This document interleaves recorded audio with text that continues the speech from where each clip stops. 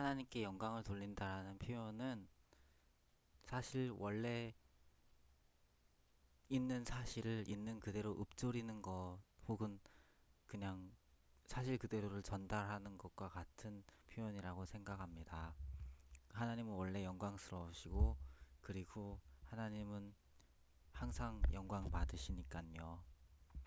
그리고 또 좀 더 얘기하면 내가 하나님께 영광을 돌린다라는 표현 자체에 너무 집착한다고 말할까?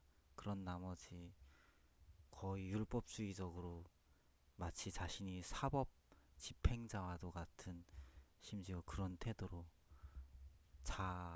타의 어떤 필요 이상의 간섭이나 심지어 소경되어서 눈먼 채로 자기 자신이 올바르지 못한 판단력 안에서 오히려 함부로 막 이제 다그친다든지 비난한다든지 여러 가지 이제 심판자가 되어서 문제를 일으킨다든지 그런 건 좋지 않다고 생각해요.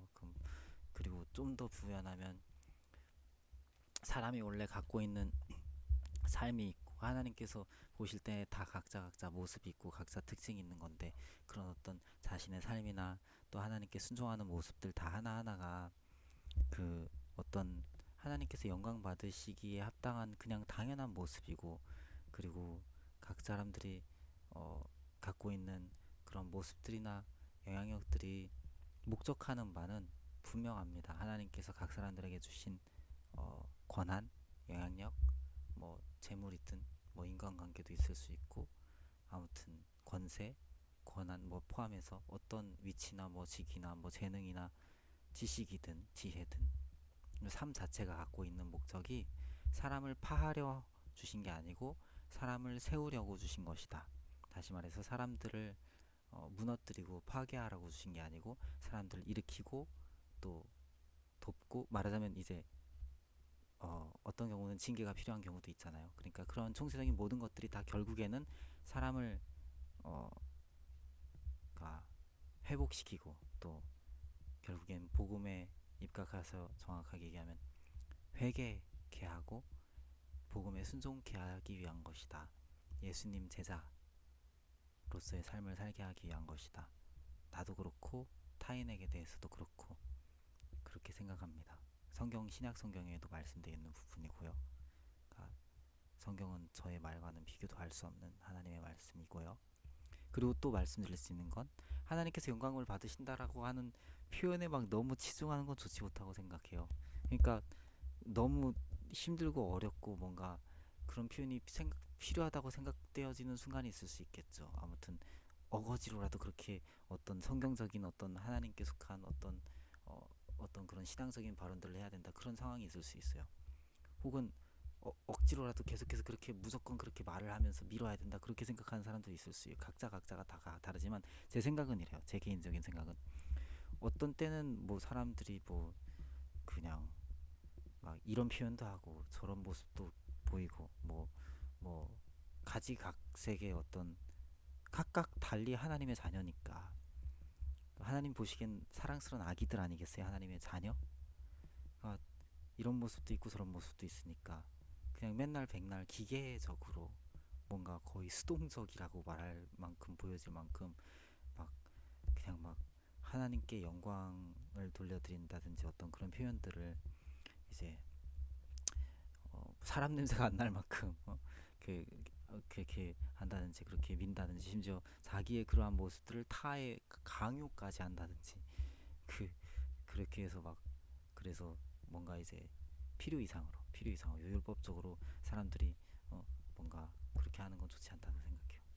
그러니까 심지어 제가 이런 피해망상을 생각할 만큼 과거에 대한 해석에 있어서나 또 미래나 장래에 있어서나 가까운 뭐 장단기적인 거나 또 뭐 현재에 있어서나 수동적으로 뭔가 좀 이렇게 마치 기계처럼 이렇게 사람 냄새를 잃어버리기까지 뭔가 하나님께 영광이라든지 또 성경적인 얘기들도 그렇고 이제 성경 구절을 얘기를 해도 성경적인 가치라고 말을 하지만 정말로 가치는 성경 구절 인용하는 것보다 더 나은 표현 안에 있을 수도 있는 거고 하나님께 영광을 돌린다는 표현보다 오히려 성경적인 가치가 하나님께서 우리를 창조하신 그 하나님의 형상을 닮은 예수님의 마음을 닮은 그 가치가 오히려 어떤 사람들은 유행가라고 말하고 세상적이라고 말하는 여러 가지 표현들이나 가사나 뭐 음료래도 뭐 아무튼 예술의 영역은 음악뿐이 아니니까 또 뿐만 아니라 수많은 사람들의 어떤 행동들, 삶들, 태도들,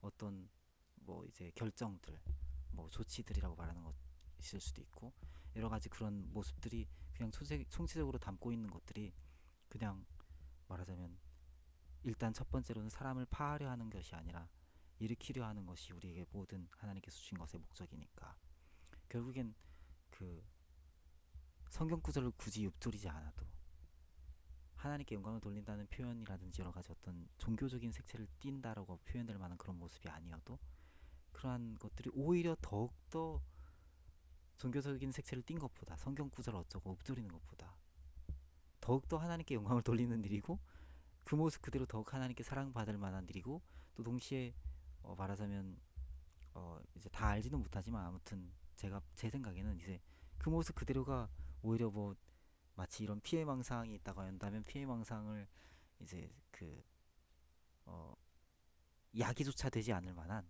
말하자면 그렇기 때문에 미래 이렇게 되고 말았어 그렇기 때문에 앞으로 이렇게 잘못되고 말 거야 막 이런 식으로 과거에 대한 해석이 있어도 지금 현재 뭐 그냥 상태 자체에 있어도 아무튼 어떤 면에서든지 더 유익이다 그런 생각이 듭니다.